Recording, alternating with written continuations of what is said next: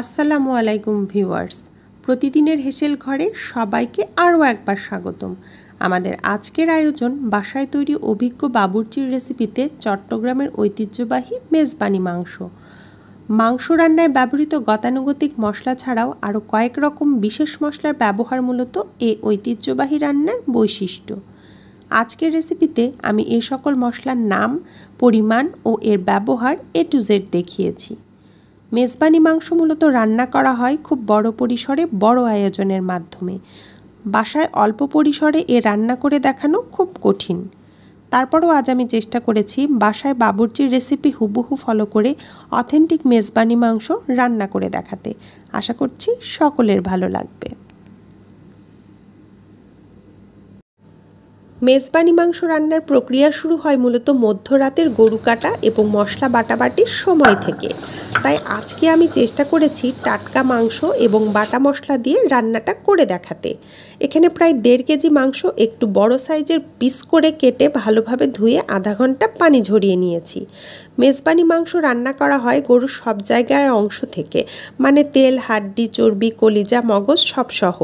মাংস রান্না করা হয় বড় পাতিলে বা ডেকে, ফ্রাই প্যান বা কড়াই ব্যবহার করা যাবে না। দিয়ে দিচ্ছি 1 কাপ পেঁয়াজ। পেঁয়াজগুলোকে আমি 8 টুকরো করে কেটে নিয়েছি। দিয়ে দিচ্ছি 1.5 চামচ রসুন বাটা ও 2 চামচ আদা বাটা। দিচ্ছি 1 চামচ হলুদের গুঁড়ো, 4 চামচ মরিচের গুঁড়ো এবং 1 চামচ ধনিয়ার গুঁড়ো। আরও দিয়ে দিচ্ছি পরিমাণ মতো লবণ, 3টা বড় সাইজের দারচিনি, 2টা তেজপাতা ও 3টা আস্ত শুকনো মরিচ। দিচ্ছি 2টো কালো এলাচ, 4-5টা সাদা এলাচ এবং 4-5টা লং। এবারে যে স্পেশাল মশলা তৈরি করে রেখেছি সেটা পুরোটা দিয়ে দিচ্ছি।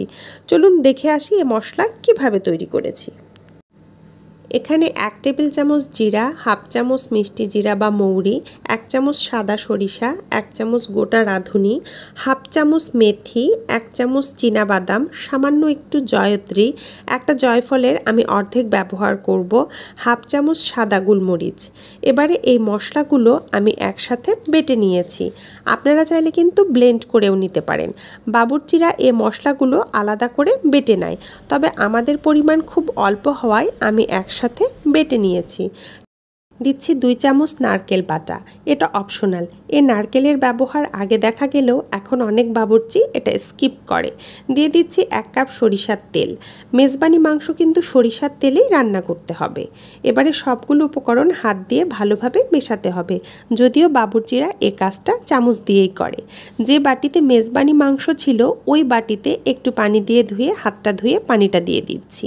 এই মাংস ম্যারিনেট করে রাখার কোনো দরকার নেই, সরাসরি চুলায় বসিয়ে দিচ্ছি। চুলার আঁচ মিডিয়াম হাইয়ের মাঝামাঝি রেখে 5 মিনিট প্রথমে জাল করে নেব। এতে বেশ খানিকটা পানি বেরিয়ে আসবে। তারপর আঁচ মিডিয়াম করে আরও 10 থেকে 12 মিনিট জাল করে নেব। এই 10 মিনিটে কিন্তু আমি 2 থেকে 3 বার নিচ থেকে নেড়ে দিয়েছি। যেহেতু আদা দেওয়া আছে তাই নিচ থেকে লেগে যেতে পারে। 10-15 মিনিট পর আমি একদম পানিটা শুকিয়ে যাবে এবং কালারটাও চেঞ্জ হয়ে আসবে। এ পর্যায়ে আঁচ লো করে আরও 5 মিনিট রান্না করে নেব। মাঝে 2 বার চামচ দিয়ে নিচ থেকে নাড়িয়ে নিয়েছি। মশলাগুলো মূলত মাংসের সাথে যত ভালোভাবে কষানো হবে রান্না কিন্তু ততই মজা হবে। তারপর দিয়ে দিচ্ছি 2 কাপ গরম পানি। চুলার আঁচ মিডিয়াম রেখে ঢাকনা দিয়ে ঢেকে 5 থেকে 7 মিনিট রান্না করে নিতে হবে। যখন ঝোলটা ঘন হয়ে আসবে এবং ওপরে তেল ভেসে আসবে তখন চুলার আঁচ একদম লো করে তাতে দিয়ে দিচ্ছি কয়েকটা গোটা কাঁচামরিচ এবং ভাজা জিরার গুঁড়ো। ঢাকনা দিয়ে ঢেকে অপেক্ষা করব 5 মিনিট। 5 মিনিট পর চুলা বন্ধ করে আরও 10 থেকে 15 মিনিট পাতিলটি চুলার উপর বসিয়ে রাখবো। ব্যাস, আমাদের রান্না একদম কমপ্লিট। মেজবানি মাংস পরিবেশনের জন্য একদম রেডি। আমাদের মেজবানি মাংস কতটা পারফেক্ট হয়েছে তা নিশ্চয়ই আপনারা কালার দেখেই বুঝতে পারছেন। যারা এ মাংস আগে খেয়েছেন তারা তো জানেনই এর স্বাদটা কতটা দারুণ, আর যারা এখনও খাননি তারা একবার হলেও ট্রাই করবেন। আর আজ আমি কতটা অথেন্টিক রেসিপি দেখাতে পেরেছি তা আপনারা ট্রাই করার পর আমাকে জানাবেন। মেজবানি মাংস মূলত পরিবেশন করা হয় সাদা ভাতের সাথে। চট্টগ্রাম অঞ্চলে এ রান্নার প্রচলন হলেও ধীরে ধীরে ব্যাপক জনপ্রিয়তা পেয়েছে মেজবানি মাংস, যা এখন দেশের গণ্ডি পেরিয়ে বাইরের দেশেও বেশ সমাদৃত। রেসিপি কেমন লাগলো কমেন্টস করে জানাবেন। চ্যানেলটা সাবস্ক্রাইব করে পাশে থাকবেন। সবাই ভালো থাকবেন, আমাদের জন্য অনেক অনেক দোয়া করবেন। আল্লাহ হাফেজ।